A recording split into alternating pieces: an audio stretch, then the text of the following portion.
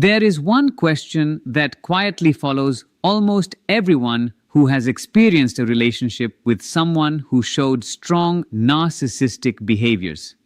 It often appears late at night, long after the relationship has ended and the silence has taken over. The question seems simple, yet it carries the weight of everything you survived. Do they ever truly feel anything after hurting you? The answer is more complicated than many people expect. In many cases, they do experience emotions after causing pain, but those emotions are often very different from the ones you have been hoping they would feel. Understanding that difference can become the beginning of real healing. It can help loosen the emotional grip that has kept you searching for answers. If you have spent months or even years trying to understand manipulation, rebuild your confidence, and recover the parts of yourself that slowly disappeared during that relationship, stay with me until the end. What you are about to understand may completely change the way you see your past, and finally help you stop carrying questions that were never yours to answer. Many people become trapped in one painful cycle. They keep wondering whether the person who hurt them ever felt guilt, regret, sadness, shame, fear, or genuine remorse. If you have asked yourself those questions over and over again, there is nothing unusual about that. It does not mean you are weak. It simply means your mind is searching for closure. Human beings naturally try to make painful experiences make sense. When someone we trusted deeply causes emotional harm, our brain looks for a complete story. We want to believe they recognize the damage they caused. We want to know that somewhere in a quiet moment, they understood the pain they left behind. Because if they understood it, then perhaps our suffering was at least acknowledged. And if it was acknowledged, maybe it meant something. That desire is not a flaw. It is the mind trying to heal a wound that was never properly repaired.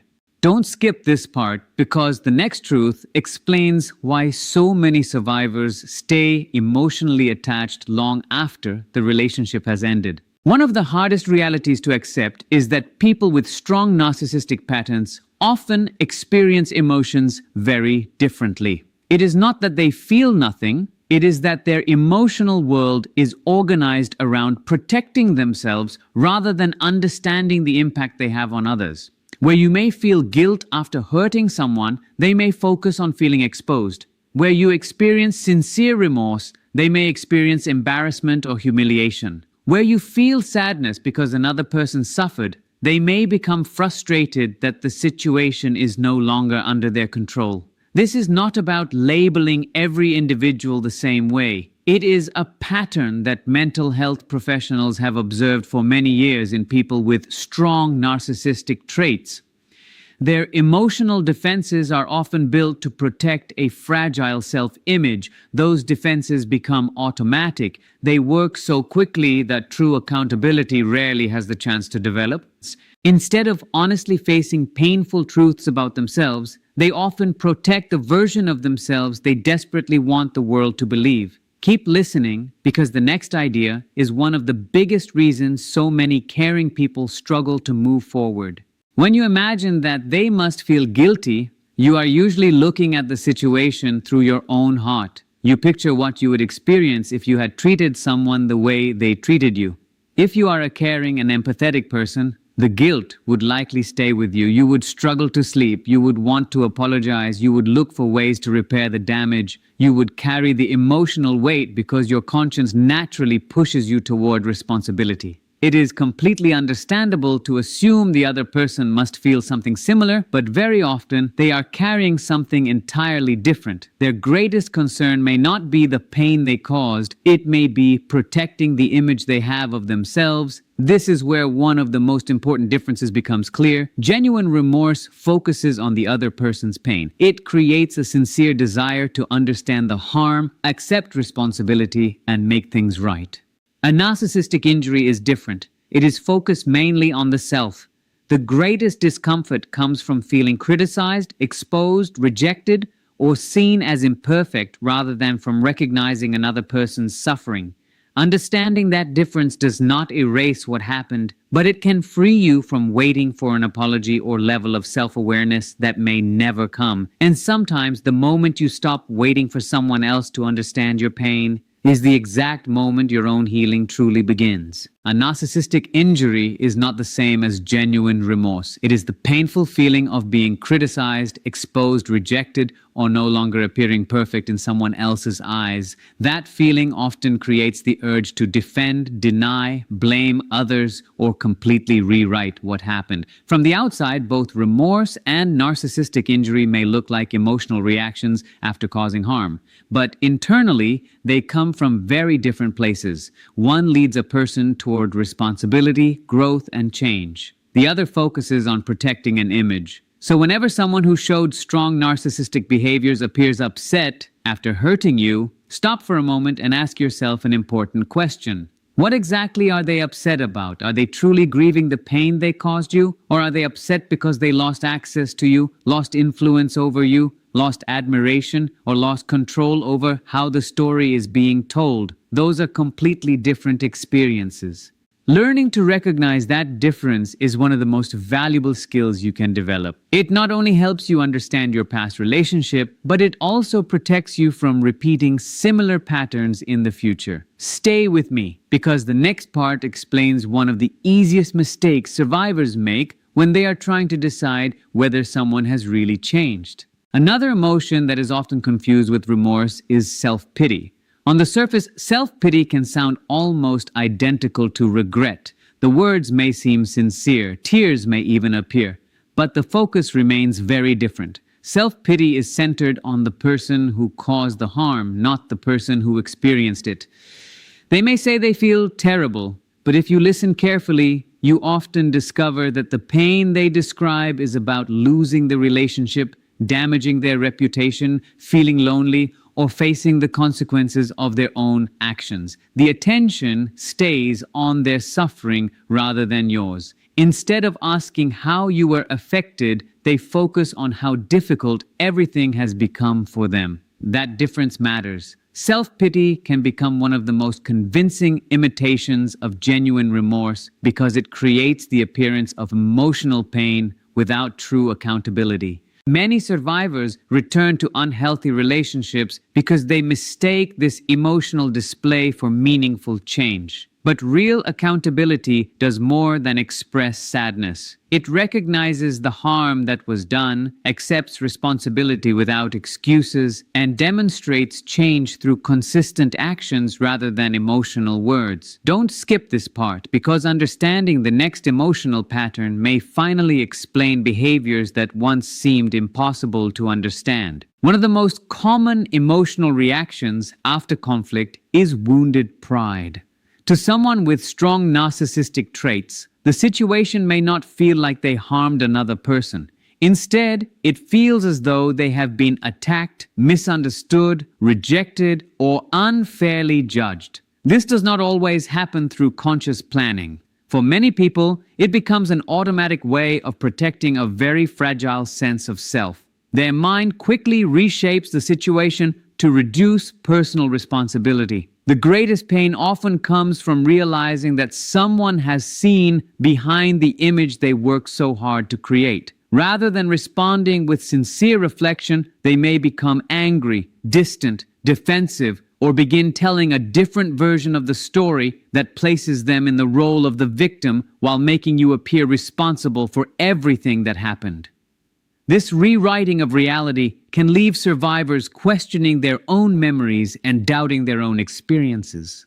That confusion is one reason emotional recovery can take so long. Keep listening, because the next emotion explains why many people mistake repeated contact and sudden apologies for genuine love. Fear is another powerful emotion that often exists beneath these behaviors. Many people assume that fear means someone truly cares, but that is not always the case. A person with strong narcissistic traits may fear being exposed. They may fear losing admiration, attention, control, or the image they have carefully built over many years. They may fear being seen as ordinary or imperfect. In some cases, they fear that if the carefully protected mask ever completely falls away, they will be left facing painful insecurities they have spent a lifetime avoiding. This fear can motivate them to return after a breakup, It can lead to vague apologies, dramatic promises, excessive affection, or sudden attempts to reconnect. From the outside, those actions may look like love returning, but very often they are driven by the fear of losing validation rather than by genuine understanding of your pain. That is why so many apologies feel incomplete. Something always seems missing. There is little curiosity about your emotional experience. There is little effort to understand the damage that was caused. Instead, the conversation often shifts back toward their own struggles, broad statements about mistakes, or subtle suggestions that you were equally responsible. This does not happen because your expectations were unreasonable. It happens because true accountability requires honest self-examination, and that is one of the very things their emotional defenses are designed to avoid. Recognizing this difference does not erase what happened, but it helps you stop waiting for a level of accountability that may never come and allows your healing to finally move forward. For someone to offer a truly sincere apology, they first have to see themselves honestly. They must be willing to recognize the harm they caused without hiding behind excuses or shifting responsibility. That kind of self-awareness can be extremely difficult for people with strong narcissistic traits because their emotional defenses are designed to protect them from painful truths about themselves. It is also important to remember that not everyone experiences these patterns in exactly the same way. Narcissistic traits exist on a spectrum, and every person is different. Some individuals, especially with long-term professional treatment and a genuine desire to change, may experience moments of honest self-reflection. Those moments can happen, but they are often far less common than many survivors hope. Others may remain trapped in denial, blame, and emotional avoidance for many years, sometimes for the rest of their lives.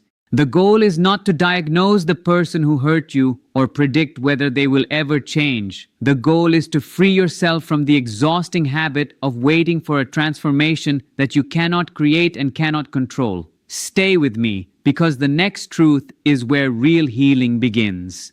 There comes a moment when your attention has to shift away from them and back toward yourself. If you spend years trying to understand every thought, every motive, and every emotion inside the person who hurt you, you slowly lose touch with your own inner world. Every hour spent analyzing them becomes an hour taken away from your own healing. Over time, many survivors discover something that completely changes their perspective. The most important person to understand in this story is not the one who caused the pain, it is the one who survived it. That is where your energy belongs now. Instead of asking why they acted the way they did, begin asking yourself why their behavior affected you so deeply. Instead of searching for answers inside someone who refuses to look inward, begin turning that same curiosity toward your own heart. That shift does not happen overnight, but it becomes one of the most powerful steps toward emotional freedom. Don't skip this part, because what comes next explains why letting go often feels much harder than people expect. The reason you keep wondering whether they feel guilty is often much deeper than the relationship itself. It is not only about them, it is also about an older part of you that learned, perhaps many years ago, that your pain only mattered when someone else recognized it. Maybe your emotions were ignored when you were young. Maybe you grew up in an environment where keeping the peace mattered more than telling the truth. Maybe you learned to stay quiet, to forgive too quickly, or to hide your own hurt because that felt safer than speaking honestly. Those early experiences leave powerful emotional patterns behind. Then, when someone later hurts you and refuses to admit what they have done, those old wounds reopen. The desire for their acknowledgement becomes connected to much older experiences of wanting someone to finally see your pain. That is why the obsession feels so overwhelming. It is rarely just about one relationship. It is often connected to many moments throughout your life when your feelings were dismissed, minimized, or rewritten by people who were unable or unwilling to understand you. Keep listening, because the next step is where healing truly begins. One of the most healing things you can ever do is begin giving yourself the validation you have been waiting to receive from someone else. You can become the witness your younger self always needed. You can gently remind yourself that what happened was real. The pain was real, the confusion was real, the betrayal was real. None of those experiences require another person's confession in order to become true. The moment you begin believing your own experience without needing their approval, something remarkable starts to change. The emotional bond that kept pulling you back begins to weaken. Trauma bonds are rarely sustained by love alone. They are strengthened by unfinished emotional cycles, unpredictable behavior, and the nervous system's constant search for certainty in an uncertain relationship. Part of you keeps waiting for the apology that never comes, the understanding that never arrives, or the version of them that existed only in moments of hope. As long as that waiting continues, part of your heart remains tied to them. The bond begins to break, not when they finally change, but when you stop waiting for them to become someone they have repeatedly shown they are not ready to be. That is also the moment healthy boundaries become possible. A boundary is not revenge. It is not punishment. It is not an attempt to change another person. A boundary is simply an honest acceptance of reality. It is the quiet decision to protect your peace because you finally believe your well-being matters. And sometimes that simple act of choosing yourself becomes the beginning of a life that no longer depends on someone else's ability to see your worth. You are simply choosing to stop pretending. You are no longer building your life around the hope that someone will become the person they have repeatedly shown they are not ready to become. Instead, you are accepting reality for what it is.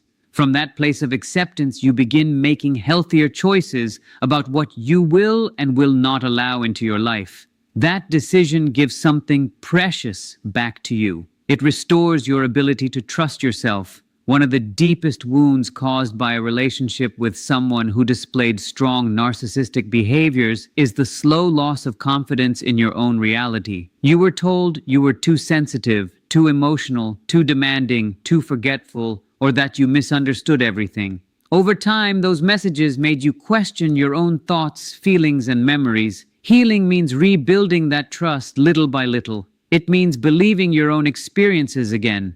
It means recognizing that your emotions were trying to protect you, not deceive you. This quiet rebuilding of self-trust becomes one of the strongest signs that you are moving forward. Stay with me, because the next realization is often the turning point that finally allows people to let go. As your healing continues, you also begin releasing the fantasy of closure. Many people imagine closure as one final conversation where the other person finally understands your pain, sincerely apologizes, and gives you the answers you have been searching for. But that kind of ending often never comes, especially when someone has spent years avoiding responsibility. The longer you wait for that conversation, the longer you remain emotionally connected to a chapter that has already ended. Real closure is something very different. It is not a gift another person hands to you. It is something you slowly create inside yourself through understanding, grieving, and choosing to invest your energy back into your own life instead of their behavior. Real closure arrives the day you realize you no longer need the explanation you once believed you could not live without. That moment may not be dramatic, it may come quietly. One day, you simply notice that the questions have become less important than your peace. Don't skip this part, because the next step reminds you what healing truly looks like in everyday life. There will still be days when old memories return. A familiar place, a song, or an unexpected thought may suddenly bring the past back into your mind. You may once again wonder whether they ever think about you or whether they ever truly understand the pain they caused. When those moments happen, do not see them as failure. They are simply part of the natural healing process. The nervous system heals in stages, not in a straight line. Emotional recovery often comes in gentle waves. What matters is not whether the thoughts appear. What matters is whether you allow those thoughts to pull you back into the same unhealthy emotional cycle. You can acknowledge the questions without letting them control your future. You can miss someone without believing they belong in your life again. You can remember what happened without reopening the door to the person who caused the pain. As time passes, you will begin noticing small but meaningful changes. You think about them less often.